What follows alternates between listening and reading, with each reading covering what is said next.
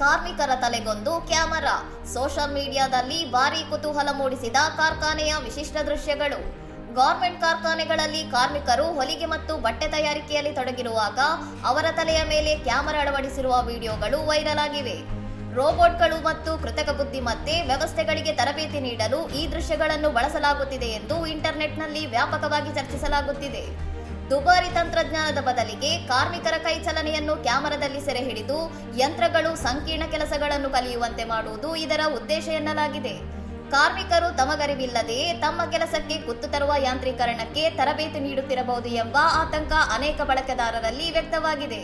ಇದನ್ನು ಶೋಷಣೆ ಎಂದು ಕೆಲವರು ಟೀಕಿಸಿದ್ದರೆ, ಇನ್ನು ಕೆಲವರು ಇಂತಹ ಡೇಟಾ ಸಂಗ್ರಹಣೆಗೆ ಸರ್ಕಾರದ ಮೇಲ್ವಿಚಾರಣೆ ಮತ್ತು ಕಾರ್ಮಿಕರ ಒಪ್ಪಿಗೆ ಅಗತ್ಯ ಎಂದು ಪ್ರತಿಪಾದಿಸಿದ್ದಾರೆ. ಇನ್ನಷ್ಟು ಸುದ್ದಿಗಳಿಗಾಗಿ ನೋಡ್ತಾ ಇರಿ ಸೌರಂ ಟಿವಿ.